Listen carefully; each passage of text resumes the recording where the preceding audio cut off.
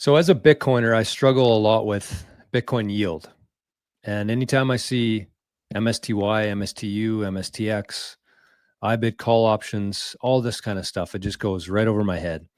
But it's interesting to me. And I think that this is one of the topics that we should be talking about. So we're hopefully going to get a nice little overview from of MSTY. We're going to focus on MSTY for this one. We're going to kind of talk about an overview. We're going to compare the Canadian one to the American one, which I was unaware of was a thing until earlier today, the dividend payouts for it, how to utilize it, who should own it, and some other risks involved with it. So I got Forrest here. He's kind of an expert on the subject. I would say the closest thing to an expert that exists.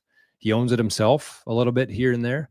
And we got a finance guy, Rajat, in the house as well. So teach us about MSTY. Break it down for us, Forrest.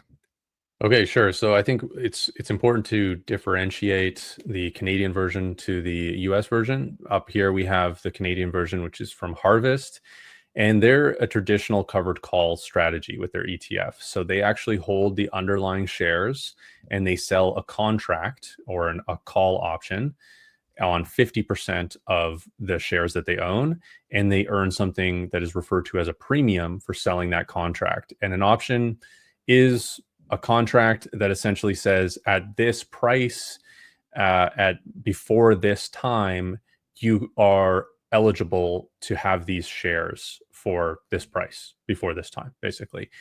And for that right, you have to pay me a certain amount for that right. And that is what's referred to as the premium.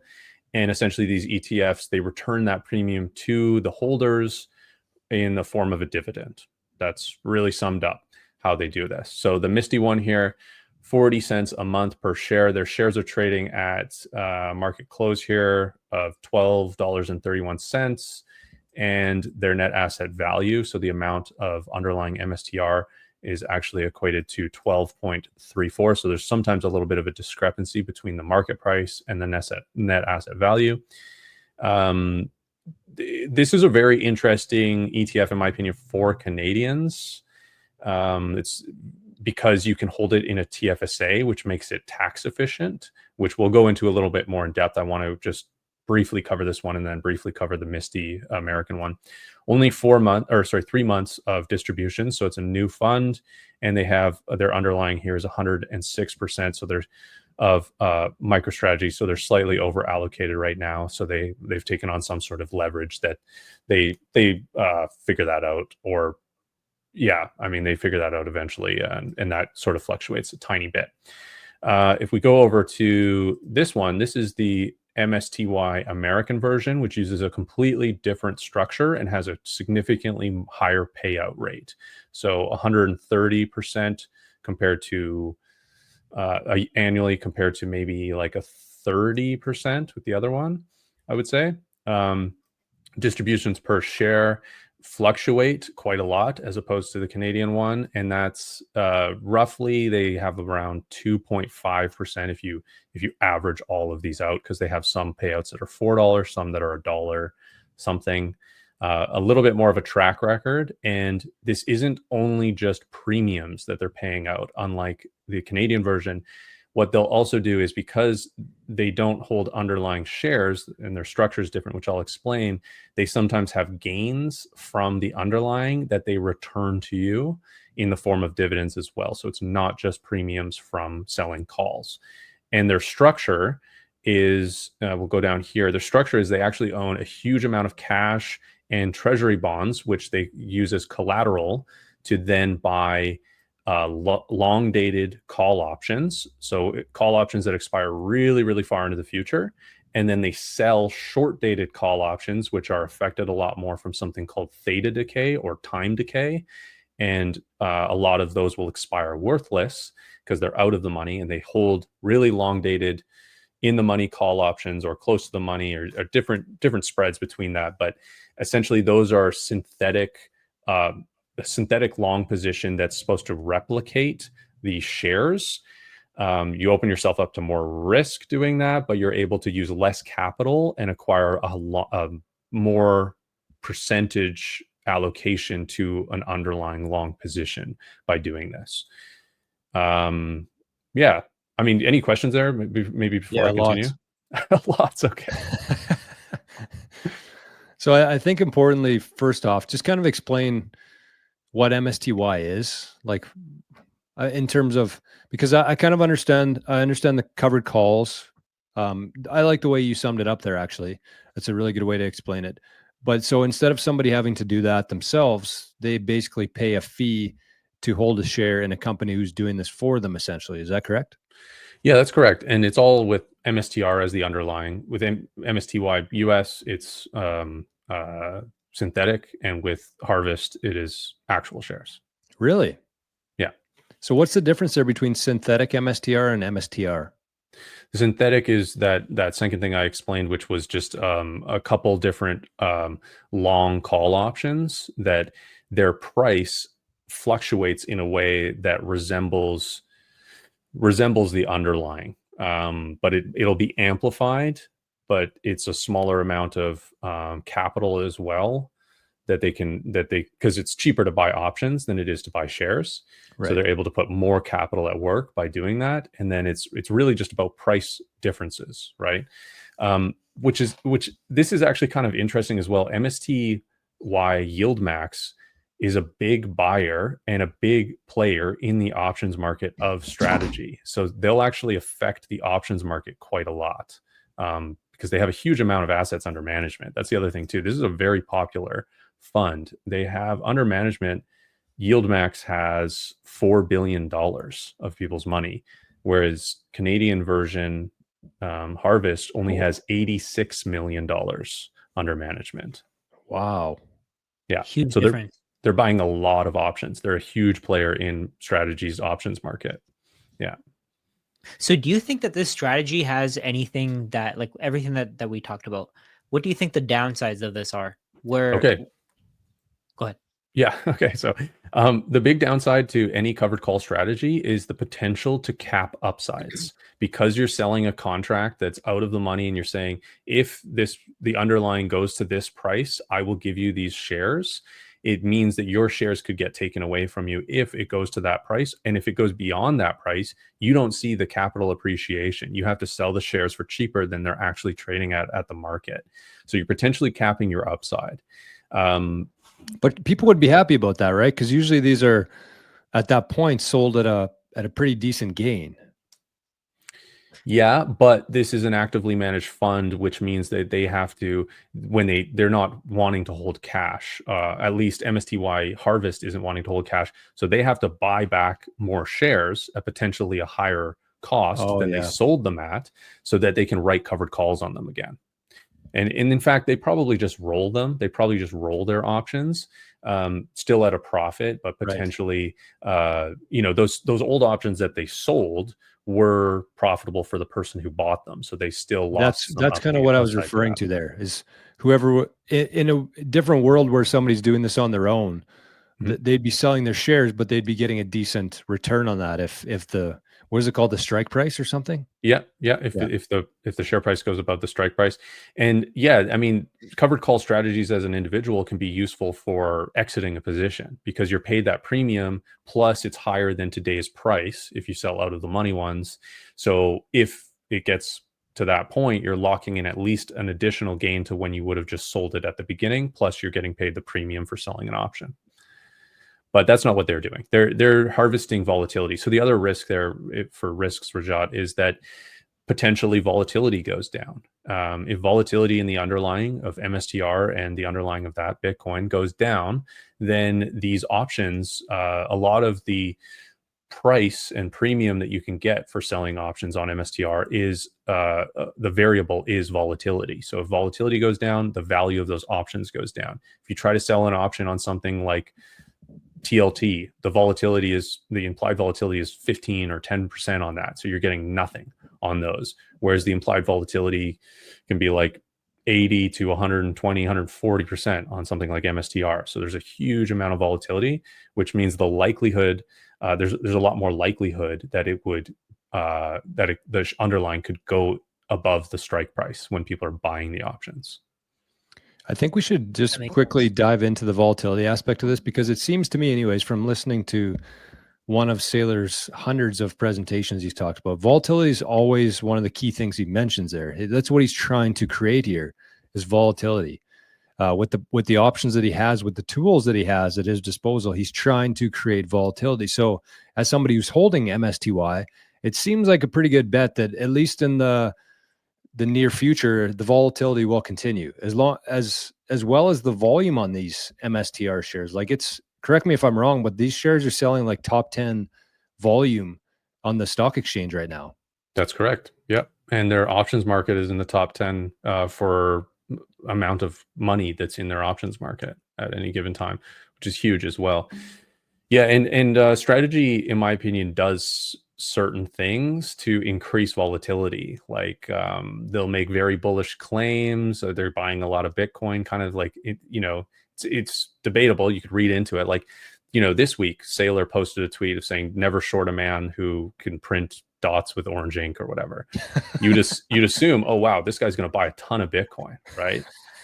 He actually bought less Bitcoin than the week before when he made a similar thing, but maybe not as bullish of a sentiment. So if somebody was trading based on Saylor's activity of buying Bitcoin, they might actually be on the wrong side of that trade if they think that Saylor's going to buy a ton of Bitcoin when he actually bought less. I mean, he still bought $800 million worth of Bitcoin, but he bought 1.1 billion before or whatever, right? So that kind of like almost gaslighting or unpredictability within what MSTR is doing creates additional volatility as well, which volatility is the product that they're selling to some degree.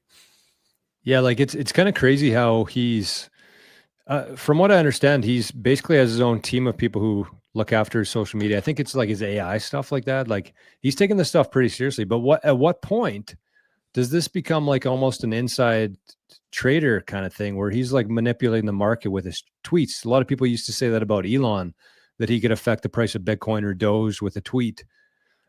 Is this like a concern? Is there any possibility for Saylor to be in trouble for doing something like that? Because although he's not directly benefiting from it that we know of, it is creating something that has a pretty big impact on the market.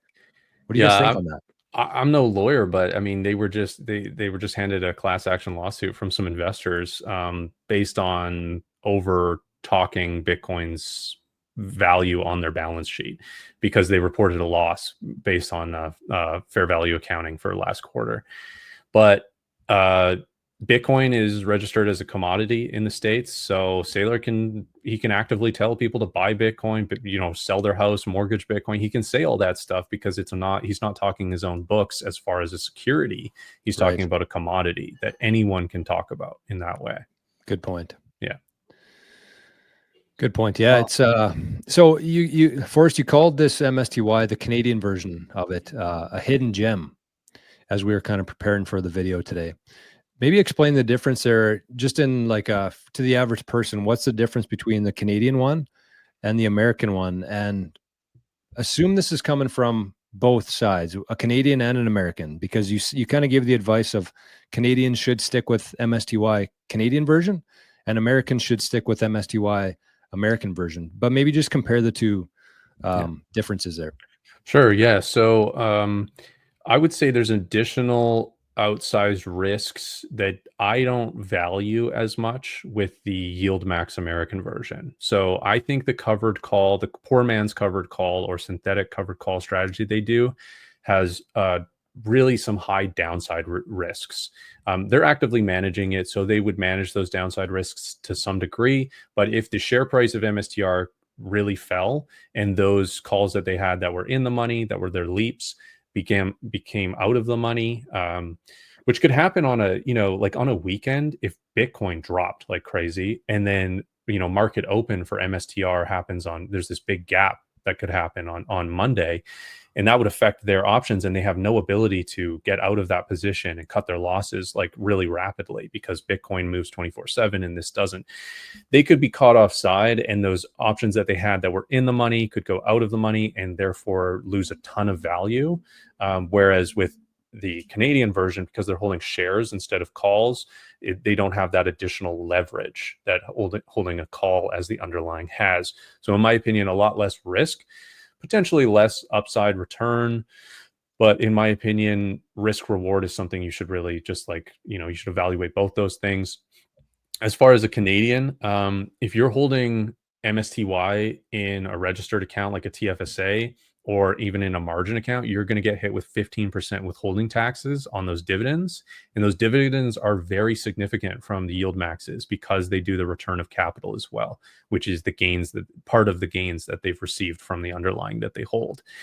And that's just right off the top getting 15% cut from it. So in my opinion, not a good place. If you hold it in RRSP, which is a retirement savings plan, the 15% withholding tax isn't there, but then this thing is really designed for income and you're not able to just withdraw that as income. It becomes taxable again.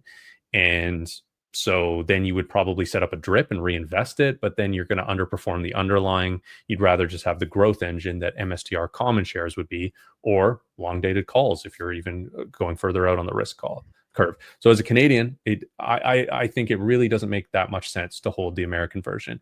However, the Canadian version, Harvest, exposes you to that US equity in a tax efficient way because it's paid out in Canadian dollars. It's a Canadian ETF.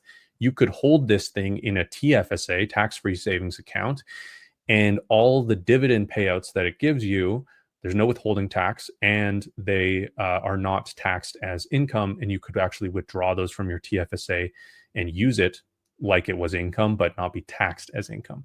Again, I'm not an accountant. Maybe you should double check on this and all that, but this is from my knowledge of what's going on here. And I've done a fair amount of research. I just want to be clear that you might want to additionally do more professional research than beyond me telling you. So yeah, again, safer underlying, you're exposed to the shares. And if you look, again, small amount of data, but if you look at the data from MSTY Harvest Canadian version compared to a Bitcoin ETF that trades at the same amount of hours, you'll see that they are very comparable to the share price of MSTY is very comparable to Bitcoin's price, gaining and losing. And you're getting paid out that 40 cents per share per month as well. So you could perform potentially, again, all of this is potentially like Bitcoin's returns, which are muted compared to MSTR's returns historically, but you're being paid out and using this investment as income plus price appreciation because they only sell on 50%. So you're getting the price appreciation of the other 50 uncapped as well.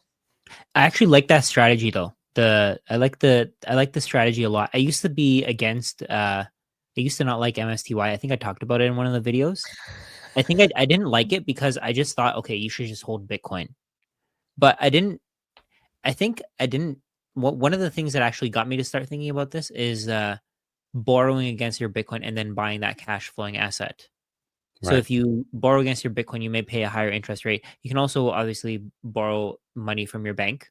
You can get it at a lower interest rate. But if you borrow against your Bitcoin, even if you pay a higher interest rate, you can buy MSTY, get the yield from the MSTY, pay off your debt, pay off the amount that you owe on that loan, and then you've paid off the loan, you get back your Bitcoin, and now you have this cash flowing asset that you can use forever. And one additional thing you could do is you could, in a margin account, you could buy MSTY Canadian version. And I'm not sure what the requirements, loan to value kind of thing, or like how much loan you could get or how much margin you could get off of those ETFs. But if there is availability to do that, you could borrow against that, acquire more of it, and use the dividends to pay off the margin loan that you've used to acquire MSTY just directly. And again, I think as much as I talk about these things and the benefits, and Rajat just talked about how he's come around to these things, none of these are a replacement to Bitcoin. Like, these are income generating products built on MSTY, built on Bitcoin. So it's quite a disconnect, actually. I mean, the price appreciation, fiat price, is connected to it, but there's quite a disconnect from actually sovereign self-storage Bitcoin, I would say. And this should be thought about as, okay, well, if I have this in a TFSA, it's because I have a TFSA and because there's money there. And it doesn't make sense for me to put that into Bitcoin. And it makes sense to have a registered account. If I do this because I'm borrowing, then it makes sense because I'm adding additional risk and leverage. And that's something I want to do, right? So these are just different products for different people in different situations, depending on how much Bitcoin they already have. Maybe they want to do something else. Maybe they feel like if I had some sort of income source from my investments, I could go part-time at my job and focus on something I want to do instead, or I could start a business. I could take a pay cut and you know, do something in the world that I think is better, right? So there's reasons to try to make income from your investments, but there's additional risks, and definitely additional risks beyond holding Bitcoin, which I would say is the lowest risk thing you could do, in my opinion. Yeah, just holding Bitcoin is the king here, regardless of what you do, no matter what you do. I think that was the way that I was thinking before. I was thinking if I'm gonna buy Bitcoin, I'm just gonna hold on to it. If I need to pay for something, I'll just pay people with Bitcoin. But I'm kind of losing hope in that. I'm kind of losing hope in people coming around to Bitcoin. I think people are just not going to open their eyes. I think it's just going to be accumulated by like companies like MicroStrategy. They're just buying thousands every week. They're going to keep doing that and keep doing that. And there's going to be other treasury companies. And I used to think, okay, if I give my Bitcoin to people who want to receive Bitcoin as value, I can keep this circular economy going. But people aren't getting it. I think they're going to be forced into Bitcoin, right? So at this point, if I'm gonna sell my Bitcoin, why would I sell it to MicroStrategy, who's just gonna create more debt products against that Bitcoin? Why not just do it myself? Great point. And I, you know, as much as I hate to say that, I do kind of echo that. We did a video recently talking about the retail interest in it. People aren't interested in it right now. I do think that they will be, kind of what you mentioned there, Rajat. They're going to be forced to use Bitcoin. But at that point, like, we're going to have way more leverage with our Bitcoin that we have today. I just think that it's a long ways away from that right now. So Yeah. it is kind of something that I'm starting to think about as well, even as somebody who basically only owns some strategy and some Bitcoin.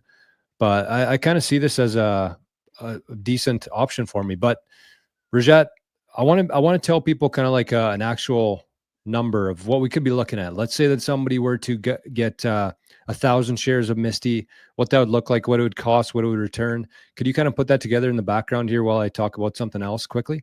Can I interject here real quick? I have a differing opinion on that, because I think about the sort of people holding Bitcoin and stuff, and less maybe doing that. I think there will be events in the future that will awaken people to the importance of self-sovereign Bitcoin. Again, I think FTX exploding was one of them. I think a lot of people started to recognize that held Bitcoin on an exchange. Hey, I'm getting 110% fiat return based on when they declared bankruptcy, which is a fraction of what Bitcoin's worth right now. I wish I'd just taken self-custody. And the same thing with like the truckers and the protests and stuff. That was a big wake-up call of, oh wow, you can just get your bank account frozen if you're deemed to have done something illegal in this country that you're in. They can't do that to Bitcoin, right? So I think there'll be events like that that will wake people up to this. Unfortunately, people need a little bit of pain. I think maybe some of these Bitcoin treasury companies could become over levered. They could explode, and people think, oh wow, I sold Bitcoin to buy those things. That was a mistake. I wish that I just held Bitcoin. So I think those kind of things are going to happen into the future potentially, and reawaken the idea of holding your own Bitcoin. Yeah. And that's kind of what I wanted to mention too. I kind of forgot about it. So thanks for the reminder there for us. But like, I don't ever plan on selling my Bitcoin to buy something like this, because as we've kind of talked about here, the underlying asset of strategy is Bitcoin, and the underlying asset of MSTY is strategy. So it's like, you keep getting further and further away from the underlying asset, which is Bitcoin here, which is the further you get away from it, the more risk you have in a lot of ways. Mismanagement of funds, third-party counterparty risk. There's lots of risk there. So kind of what I foresee in my future is that instead of taking the money that I have at the end of every month and putting it 100% into Bitcoin, I might start putting some into STRK or MSTY, but I'm not going to sell my Bitcoin to buy that. That just doesn't make any sense to me to do that. Yeah. Yeah. If you can keep the majority of your Bitcoin for the future, then I think you're good. Let's say, for example, if you use, if you're gonna pay for something with if you need to pay for something, let's say you need to buy a house, you have the option to either, borrow money against, or you can get a mortgage for a house actually. But let's say you want to buy a car, instead of buying the car directly, instead of just putting cash into the car, you borrow money against your Bitcoin, you buy MSTY. You pay the car payments with the MSTY dividends. That's just an example of something that could work. I Yeah. don't know if that would work for everybody. I don't know if that'll work forever. It's But something to think about. as of this moment, it could work pretty well. It's literally an example that I was drafting out for myself like Wow. 2 days ago. It Yeah. could definitely work. Yeah, I need to get a new car too. So I mean, that's something that that's just why I thought about it, right? Yeah. I mean, it makes sense. That's the thing, is like, these things don't make sense for everybody, but they make sense for some people, depending on what your circumstance is. There's no one size fits all, other than just buy Bitcoin and get that in self-custody. But there are products available, and there will be more products available in the future. But this is just one, I think, that a lot of people are interested in right now. Yeah. So here we go. The spreadsheet man himself. Wow. All right, so I got the spreadsheet done. Let's see here, I'm just gonna add a couple of things. This was a little bit more than I was looking for, but I like it. Yeah, just to explain what we see here. So this is just for the Canadian. I just discovered today. I didn't know this before. With the Canadian, you do get a consistent dividend. With the US one, you get a different dividend every single month, just based on what Forrest was saying there. They're going to return some of the capital to you. So with the MSTY, you're getting a 40-cent per month dividend. If you buy, this is the number of shares that you could, let's say if you wanted to buy this number of shares, if you have this amount of money, you can buy this many shares. So right now the price as of recording is $12.74 per share. That's Canadian. So it'd probably be about $9 US or so.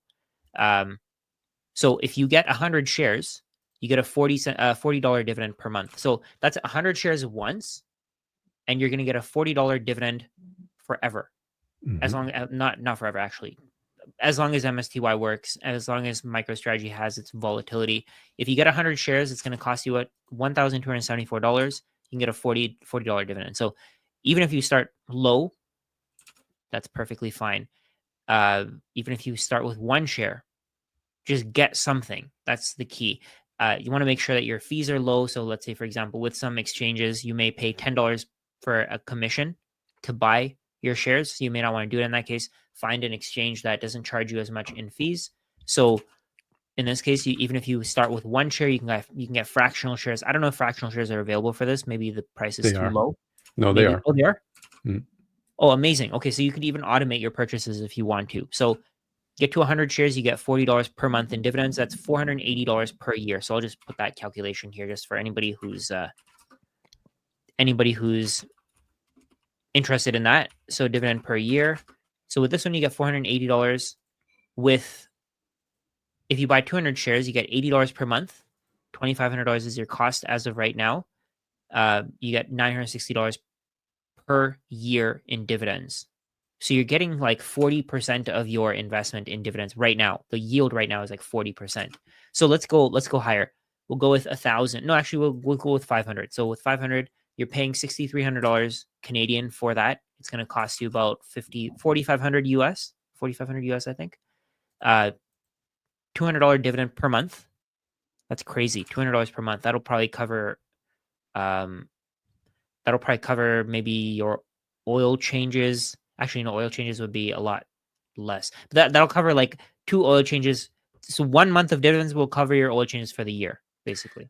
Yeah, right? I mean, it'll cover your internet and your cell phone. Your internet and maybe. cell phone. Great Something like example. that. Yeah. Great example. Let's say, Rajat for gets example, a lot of oil changes. yeah, exactly. I drive a lot, but let's say in this case, 1 month of dividends will cover a year's worth of oil changes because you do 2 oil changes a year, $100 in an oil change per change. So you get 2 of your oil changes covered in 1 month, right? Yeah. Let's say you get 1,000 shares. How much do you think a car payment would be, Forrest? Like $500? Yep. A month. Yep. $500?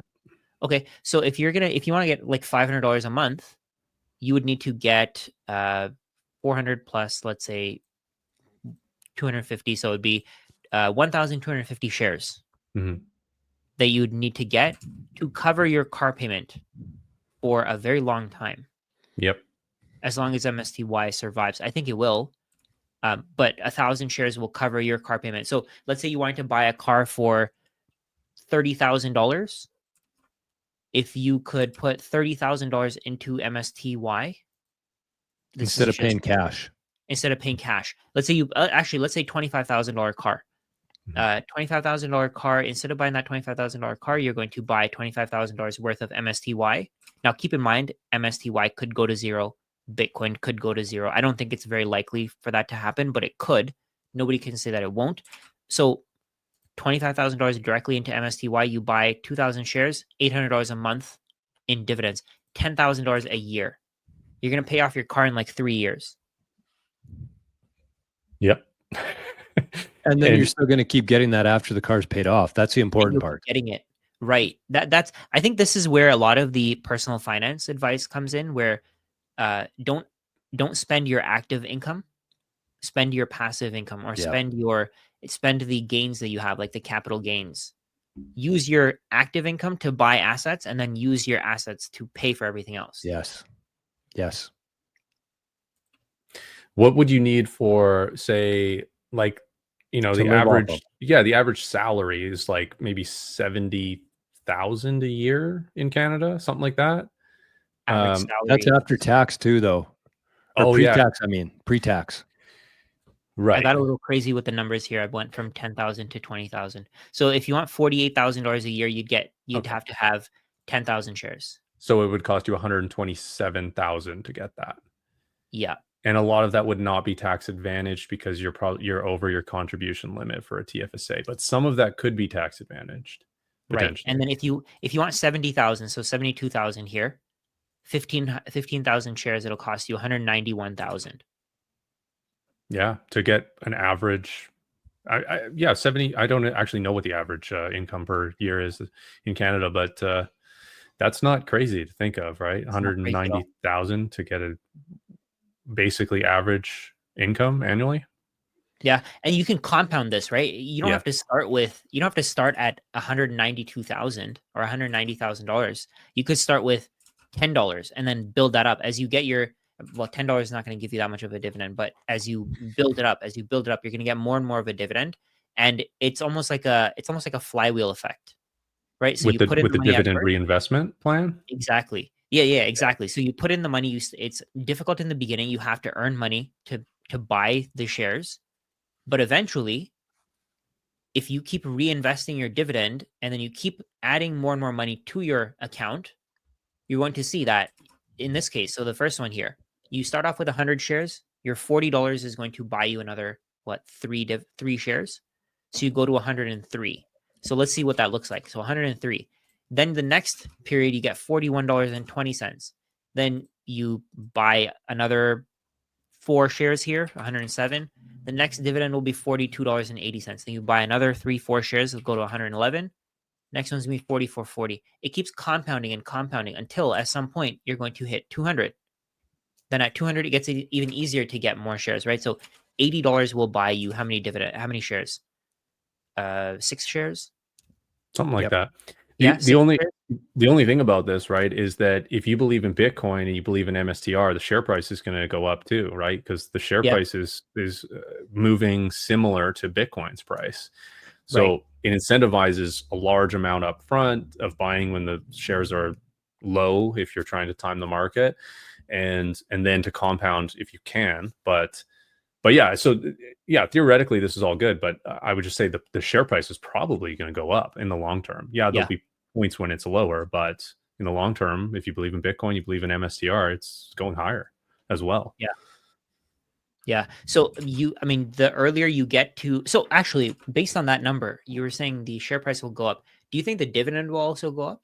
The dividend could potentially go up. So MSTE is another fund by Harvest that is MSTY, but with 25% leverage. And they were giving a dividend of 60 cents, and now they're giving a dividend of 66. So, and I've heard the manager talk about how they have a minimum amount that they're willing to give, which is 24 cents per month for MSTY. They've done consecutively 40 cents, and he expects that they're going to raise the amount of dividend that you get. Ooh, wow. They don't expect to go lower. So I think the strategy is working really well for them, and they're just waiting, making sure, being very careful. They're fairly very careful compared to a lot of other ETF managers, but eventually they'll start to raise that 40 cents up, in my opinion. So let's say theoretically you go and buy $25,000 worth of MSTY. You're now getting an $800 per month dividend. You put that lump sum in. You just keep making you start getting your dividends. at some point, let's say you don't buy anything else, you don't buy any more shares. At some point, that dividend could go to 0.45, and you just got a raise of $100 a month, and then it could go to 0.5. So in total, you got a raise of $200 a month. That's $2,400 a year. Then let's say, I mean, at some point, based on what Bitcoin does, based on what MicroStrategy does, how high do you think this dividend could go? It could go really high. I mean, it really could, because they're selling shares on, or they're selling covered calls on the underlying, and the premium is, corresponds to that. So if the price goes up, they make more because it's based on the underlying share price as well, and they want to pass that on, and they want to keep potentially the share price in fluctuating within some degree so that the shares don't get too expensive, because they're trying to incentivize people to buy them. And if they have a lower share price, then that will incentivize more people to buy them, especially lower share price and higher yield, right? Because that's what could happen. So instead of seeing price appreciation like Bitcoin price appreciation, they could offset that price appreciation with higher amounts of dividends. But either way, it's relative. And then I think what they're going to do is this, at least this is how most companies do it, where they want to keep the yield the same. So they want to keep their yield at, let's say right now it's at, what's the yield right now? It's like 30%, 35% or so. Yeah. If the price goes to, let's say, instead of costing you $12.74, it costs you $25, because the price will go up. You showed us before this call that it pretty much, I don't know if you showed the chart in this video, did you?